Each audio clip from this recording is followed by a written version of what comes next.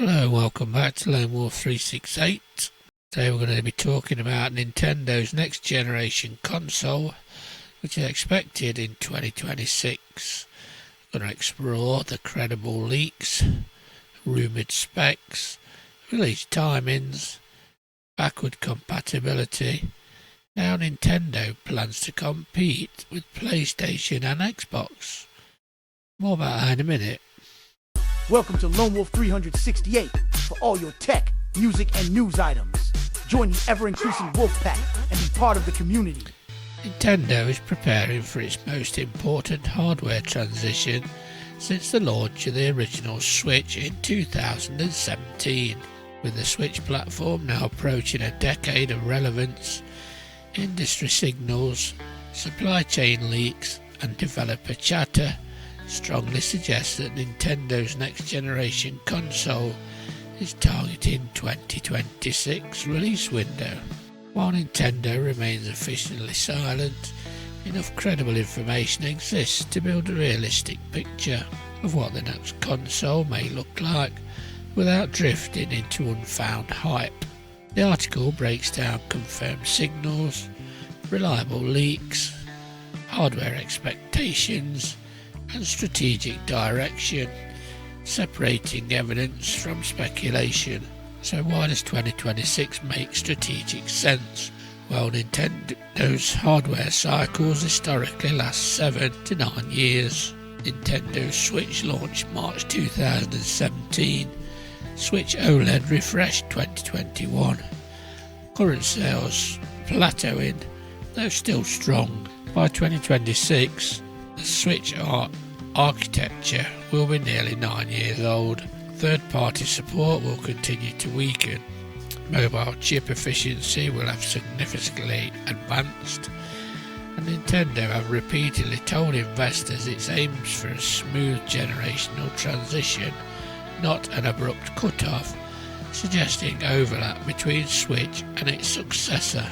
All reliable indicators point to another hybrid console, not a return to home-only hardware. Likely design traits would be handheld plus docked hybrid, slightly larger screens, 7.5 to 8 inches is rumoured, thinner bezels, and more premium materials than base Switch. Nintendo has no incentive to abandon the hybrid model. It remains one of the most successful concepts ever produced. Hardware and performance and what the leaks suggest. Nvidia partnership continues. Multiple developer side leaks indicate Nintendo is continuing its partnership with Nvidia, likely using a custom ARM-based SoC derived from the Tegra Orin line. Expected capabilities of the docked is 1080p native rendering, 4K output via DLS upscaling, and a stable 60 frames per second in first-party titles. Handheld modes 720 to 900p native, DLSS used aggressively to preserve battery life, performance roughly comparable to a PS4 Pro.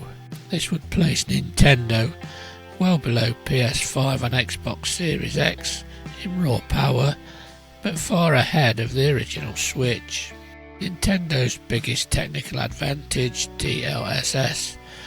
Rather than chasing new raw horsepower, Nintendo appears focused on AI-assisted rendering. Why DLSS matters? Well, lower power draw, smaller thermal footprint, higher visual output than native rendering, and it's ideal for handheld hardware. If implemented well, DLSS could allow Nintendo to run modern engines, maintain strong battery life, deliver visually clean 4K output without excessive cost. The backward compatibility almost certain. Strong indicators are that Nintendo accounts unified across Switch ecosystem, digital libraries tied to user profiles, and public statements emphasising continuity. Expectation is physical Switch cartridges supported, digital Switch library fully playable, and performance boost for selected titles. Failing to offer backward compatibility would severely undermine consumer trust. Launch titles: what Nintendo is likely holding back. Nintendo traditionally launches new hardware with flagship first-party titles. High probability launch on early Windows games will be new 3D Mario, enhanced Mario Kart, next generation Zelda project, and Pokemon title built specifically for new hardware. Nintendo has likely been withholding major releases to align with the new hardware capabilities. Third-party support, which is the real test, is one of the Switch's biggest weaknesses, has been limited modern third-party ports. The next console is expected to support modern middleware more easily, reduce porting friction, enable scaled versions of AAA games released 24 to 26. This won't make Nintendo a primary AAA platform, but it will narrow the gap. Nintendo is highly price sensitive. Estimated launch will be $399 US, $349 possible if margins are tight, and $449 unlikely given Nintendo's market positioning.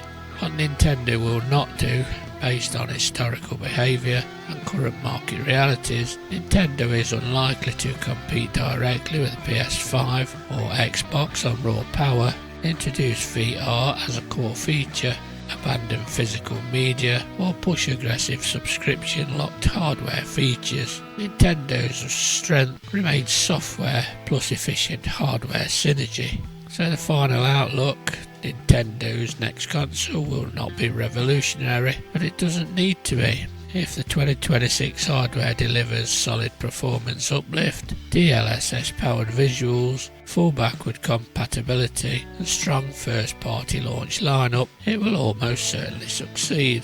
Nintendo isn't chasing technical supremacy, it's chasing longevity, identity, and profitability, and all available evidence suggests it understands that balance better than ever. So I hope you've found this interesting. If you have, let me know your thoughts in the comments. Is this something you'd be prepared to buy? Let me know in the comments. Just let me know your thoughts in general. So till next time, as always, take care of one another. You know what? I'll catch you on the next one.